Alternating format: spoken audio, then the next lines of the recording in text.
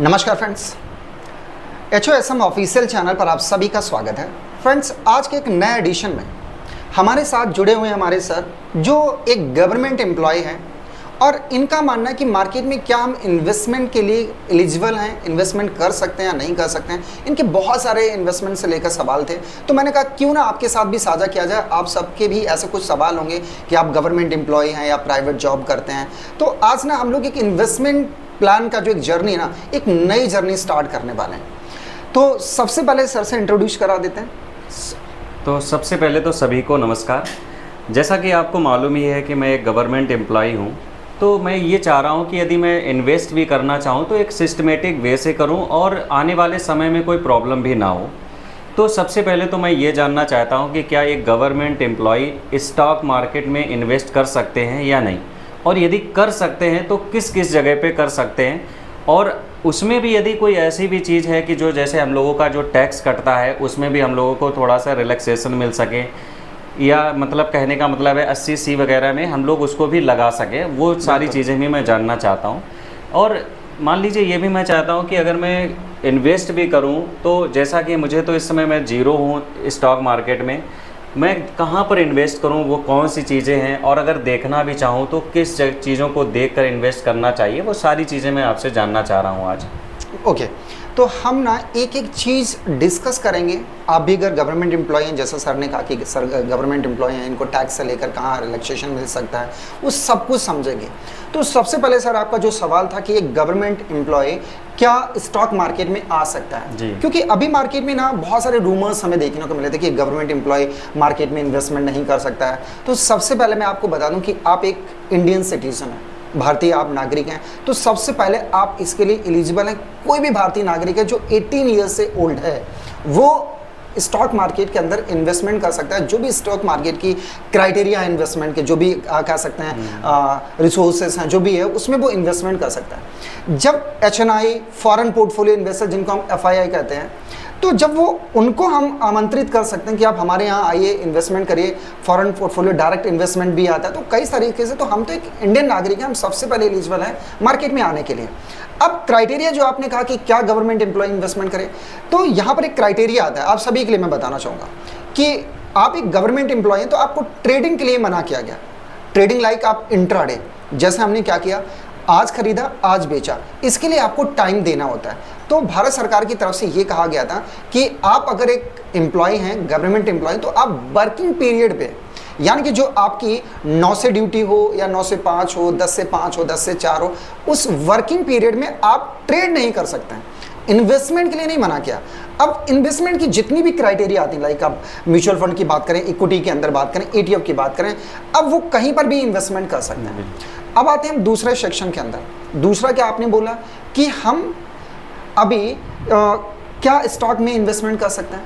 तो भैया दूसरा जो सेक्शन इन्वेस्टमेंट का था स्टॉक के अंदर, बिल्कुल आप स्टॉक के अंदर इन्वेस्टमेंट कर सकते हैं, SIP कर सकते हैं, म्यूचुअल फंड कर सकते हैं, ETF में जा सकते हैं, सबके आपके दरवाजे खुले, हर जगह इन्वेस्टमेंट कर सकते हैं। तीसरा सवाल जो था वो था टैक्स को लेकर कि क्या हमें टैक्स में रिलैक्सेशन मिल सकता है। अभी आपने जो नया टैक्स वाला जो अभी स्लैब देखा था उसमें अलग अलग चीज़ें इंक्लूड की गई। अब आपके लिए आता है 80C, सेक्शन 80C के तहत भारत सरकार की तरफ से टैक्स में एक प्रावधान किया गया कि जितने भी गवर्नमेंट एम्प्लॉय हैं वो एक ELSS के थ्रू जो एक होता है उसमें आप म्यूचुअल फंड के अंदर इन्वेस्टमेंट कर सकते हैं। म्यूचुअल फंड लाइक SIP का मतलब होता है सिस्टमेटिक इन्वेस्टमेंट, जो आपको पता है, आपने मुझसे कहा कि हम एक सिस्टमेटिक इन्वेस्टमेंट करना चाहते हैं। लाइक मेरी एक मैं सैलरी पर्सन और मंथली हमें इनकम मिलता है। अब इसको ना जैसे कई सारे बिजनेसमैन होते हैं, उनके पास 10 लाख 20 लाख 50 लाख रुपए है, तो वो एक साथ इन्वेस्टमेंट कर देते हैं, उसको हम लमसम अमाउंट बोल दिया। तो अपने पास लमसम का कोई क्राइटेरिया नहीं, हम लोगों का तो एक फिक्स सैलरी रहती है उसी अमाउंट में। जैसे आपने बोला ELS के बारे में, इसके बारे में थोड़ा सा जानना चाहूँगा। इसका लॉकिंग पीरियड क्या रहता है और कितना क्या इसमें टैक्स रिलैक्सेशन हो सकता है, उस बारे में। ये बहुत अच्छा सवाल है और सभी के लिए, आपके भी अगर इसमें आते हैं तो डेफिनेटली आपके लिए भी बहुत अच्छा क्वेश्चन रहने वाला है। आप देखिए, आप ELSS जो आपने कहा ना 80C के तहत, सेक्शन 80C के तहत आता है, उसमें आप दैट सपोज मैं मानता हूँ कि एक गवर्नमेंट एम्प्लॉय लगभग 82, मैं आपकी मानता हूँ 60,000 एक सैलरी है, फिक्स मैं कहता हूँ कि 60,000 है। 60,000 में ELSS के अंदर ये कहा गया था, 80C के अंदर, ELSS की मैं अलग बात करता हूँ, 80C के अंदर, कि आप पर मंथ 9,000 आप इन्वेस्टमेंट कर सकते हैं, जो आपका 80C के अंदर डिडक्ट होगा।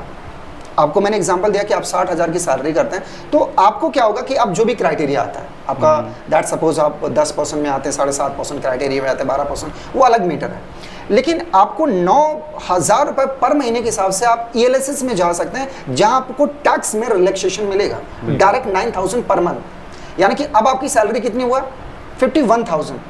तो आप डायरेक्ट पर महीने के हिसाब से अगर मैं उसमें अगर आप डिवाइड करोगे तो आप मल्टीपल करोगे तो लगभग आप कह सकते हैं कि 1,08,000 रुपये पर ईयर आप इधर कट कर सकते हो, जो कि आपका एक लॉन्ग टर्म में गेन होगा। और इसका आपने पूछा लॉकिंग पीरियड, तो इसका मिनिमम जो लॉकिंग पीरियड रखा वो 3 इयर्स का रखा गया भारत सरकार की तरफ से, कि ऐसा ना हो कि आपने आज हमें ELSS के अंदर दिखा दिया कि यार हम ELSS के अंदर SIP कर रहे हैं, कल आपने उसको कट कर दिया, देन आप उसमें टैक्स में रिलैक्सेशन मांग रहे हैं। तो ये क्राइटेरिया मिनिमम रखा गया 3 इयर्स का। बिल्कुल। अब एनी डाउट? अब जैसे मैं ये तो मुझे समझ में आ गया कि ठीक है 3 ईयर के लिए लॉकिंग पीरियड हो जाएगा, और वो कहीं ना कहीं बेनिफिट ही है, आने वाले भविष्य में भी वो यूज़ कर सकते हैं, इधर हम टैक्स से भी बच जाएंगे और रिलैक्सेशन मिल ही जाएगा। डेफिनेटली। एक चीज़ तो मुझे बिल्कुल क्लियर हो चुकी है कि हम ELS वगैरह यूज इसको कर सकते हैं इसमें। दूसरी चीज़ मैं ये चाह रहा हूँ, जैसे थोड़ा सा चाह रहा हूँ कि एक आध ऐसी SIP भी स्टार्ट कर सकूँ। कोई SIP 80C में भी आती हो, या हम कहते हैं नहीं भी आ रही है, तो उसको हम कितना क्या उसमें रहता है। तो सबसे पहले ना मैं आपको एक SIP के बारे में बता देता हूँ। ELSS की कुछ SIP चलती हैं, बहुत सारे मैनेजमेंट चल रहे हैं अभी, लाइक आपने मोतीलाल ओसवाल देखा होगा, SIP SBI का चल रहा है, HDFC का चल रहा है, निप्पॉन का चल रहा है, मल्टी कंपनीज के अलग अलग SIP प्रोसेस चल रहे हैं ELSS के।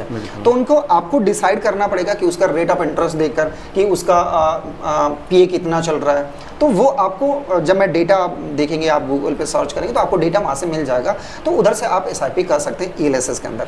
दूसरा, आपने जो सवाल पूछा, क्योंकि वहाँ आपका लॉकिंग पीरियड रहेगा 3 साल का, और ये जो आपका काउंट होगा टैक्स के अंदर, हाँ थोड़ा सा ये हटके हम लोग डिस्कस करते हैं। अभी आपने बोला ना कि दूसरा SIP कर सकते हैं, ये तो ELSS में चला गया।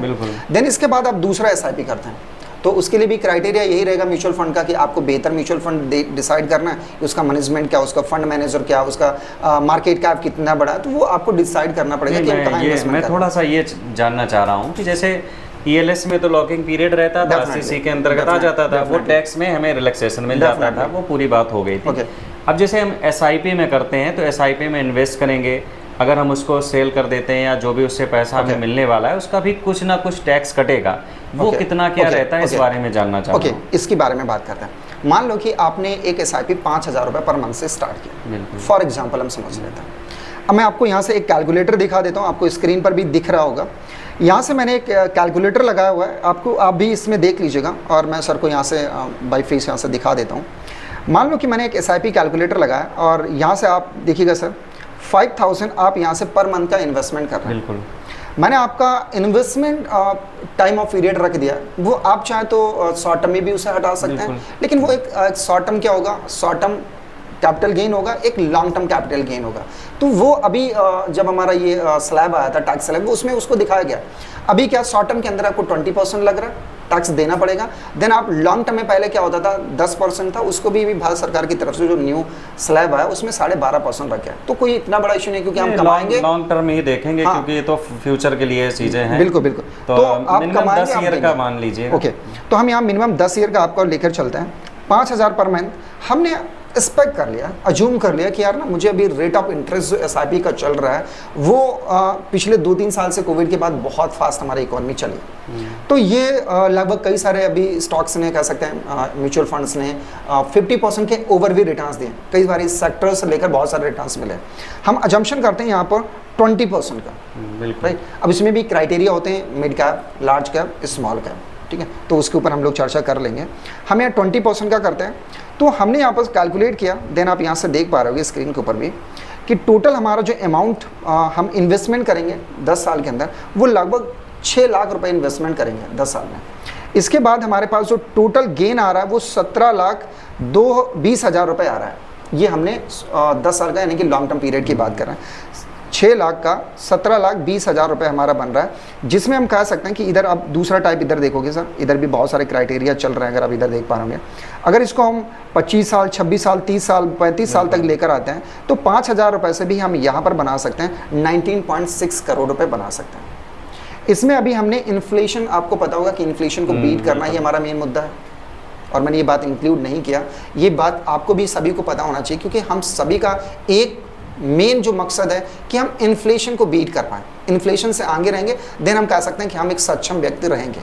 तो सर आपको हमने ये डेटा दिखा दिया। अब यहाँ पर आप एक जो क्वेश्चन पूछ रहे थे कि कितना टैक्स देना होगा, तो आप क्या होंगे, जो आप इधर पैसा दे रहे हैं, दूसरा आप ELSS में तो उधर दिखा ही रहे हैं, लेकिन आप ये भी दिखा सकते हैं कि हम पर मंथ SIP कर रहे हैं, जो हमारा लॉन्ग टर्म कैपिटल गेन है। तो आपसे अभी पैसा वो टैक्स नहीं लगेगा, वो आपको लॉन्ग टर्म में जब आप SIP को कट करेंगे, जब भी आप SIP को एग्जिट करेंगे, तो म्यूचुअल फंड का जो भी एग्जिट लोड होगा, अभी 0.5% से लेकर 1% के अराउंड अभी एग्जिट लोड लग रहा है जो म्यूचुअल फंड आप ले रहे हैं उसकी तरफ से। दूसरा, भारत सरकार का जो टैक्स रहेगा वो अभी आपको 12.5% टैक्स देना रहेगा, और आपने जो भी अमाउंट किया होगा वो अमाउंट आपको मिल जाएगा। मतलब अगर मैं 5000 रुपीज़ अगर पर मंथ भी इन्वेस्ट कर लेता हूँ SIP में, और यदि 10 ईयर तक करते हैं तो लगभग हमारे हिसाब से 75 लाख रुपए बन सकते हैं, और 20 ईयर अगर कर लेते हैं तो लगभग 1.5 करोड़ रुपए बन जाएगा जाके। या बिल्कुल 20 साल में लगभग आप 1.2 करोड़ रुपए के मैं आसपास समझ गया, मतलब बहुत अच्छा ये है। तो हर एक बंदे को यही मैं सजेस्ट करता हूँ, मैं यही बताऊंगा कि आपको SIP करना चाहिए, आपको मार्केट में पैसा लगाना चाहिए। देन अभी एक और चीज़ मैं आपके साथ डिस्कस कर लेता हूँ, बहुत सारे लोगों के सवाल होंगे मेजर। अभी लोग क्या करते हैं ना, FD के अंदर चले जाते हैं। बिल्कुल ठीक है, अभी FD का जो रेट ऑफ इंटरेस्ट चल रहा है सीनियर सिटीजन के लिए 7% से अबव चल रहा है। जैसे लाइक आपकी एज 30 प्लस होगी, 30-35 के बीच में होगी, जैसे मैं जम कर पा रहा हूँ। तो हम यहाँ से अज्यूम कर रहे हैं कि आपने 5,000 रुपये आप इन्वेस्टमेंट कर रहे हैं, पर मंथ FD कर रहे हैं। बिल्कुल, आपको यहाँ से 10 साल के लिए मान लेता हूँ, 10 साल में हम उधर 17 लाख से अबव कर रहे थे। बिल्कुल। तो यहाँ हमारा रेट ऑफ इंटरेस्ट मैं मानता हूँ कि यार ना मुझे ना 6.5% इधर मिल रहा है, ध्यान दीजिएगा, 6.5% मिल रहा है। तो आप देखो ना कि अगर मैंने FD किया होता तो FD में मुझे कितना पैसा मिल रहा है, 6 लाख रुपए मैं इन्वेस्टमेंट कर रहा हूँ, मेरा टोटल अमाउंट जो मिल रहा है वो 8.4 लाख मिल रहा है। यानी कि हम 8,40,000 रुपए मिल रहा है, जबकि हम एक म्यूचुअल फंड के थ्रू जा रहे हैं, वहाँ हमें 17 लाख से ज़्यादा का अमाउंट जनरेट कर रहे हैं। यही अगर हम 20 साल जा रहे हैं, देखो वहाँ 20 साल में था 1.2 CR, यहाँ अगर हम 20 साल में जा रहे हैं सर, तो आप 20 साल में देख रहे हैं सिर्फ 24 लाख का इन्वेस्टमेंट कर रहे हैं, और इस पर भी हमें वही टैक्स देना होगा। लॉन्ग टर्म जो हमें टैक्स देना हो रहा है 12.5%, इधर भी हमें टैक्स देना होगा। तो मैं आपसे यही कहूँगा कि आपको अपनी सुविधा के अनुसार इन्फ्लेशन को बीट करना है, क्योंकि इन्फ्लेशन का जो अभी रेट ऑफ चल रहा है इंटरेस्ट, वो कह सकते हैं कि लगभग 6 से 6.5% के बीच में चल रहा है। तो हम कह सकते हैं कि जो फिक्स डिपॉजिट चल रहा है वो 1% ऊपर चल रहा है। तो आपको बेहतर प्लान सेलेक्ट करना है जो आपके लिए बेहतर है। अब और SIP को हम किसी भी मंथ सेल भी कर सकते हैं डेफिनेटली। जब भी इन फ्यूचर मान लीजिए अगर मुझे रैंडम कोई ज़रूरत भी पड़ जाती है तो हम सेल भी कर सकते हैं उसको किसी भी टाइम। श्योर, बिल्कुल। जब आपको लग रहा है SIP आप सेल करेंगे, आपके वो पैसा आ जाएगा, आप उतना पैसा अपने डीमेट में उधर निकाल सकते हैं। और दूसरा सबसे अच्छा पॉइंट का ये भी, आपके डायरेक्ट अकाउंट से अगर आपने ऑटो लगाया या आप ऑटो पे नहीं लगा रहे तो आपके डायरेक्ट अकाउंट से डिडक्ट होती रहेगी। बिल्कुल। तो ये सबसे बेस्ट प्लान है कि आप अपने फ्यूचर को लेकर।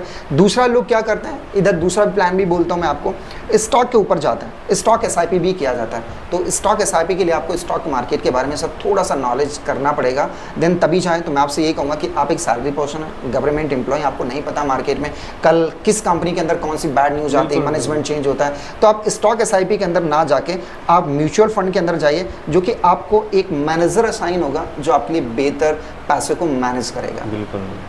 Any doubt sir? नहीं, बस तो सभी को मैं बस इतना ही कहना चाहूँगा फ्रेंड्स कि आप भी अपने लिए कोई एक बेहतर प्लान सेलेक्ट करिए जो आपके लिए सुटेबल रहे, आपकी फ्यूचर को सिक्योर करे, आपके बच्चों को सिक्योर करे, और आप सबसे बड़ी बात है कि आप जब रिटायर्ड हो ना, तब आपके पास एक अच्छा वेल्थ मैनेज हो सके।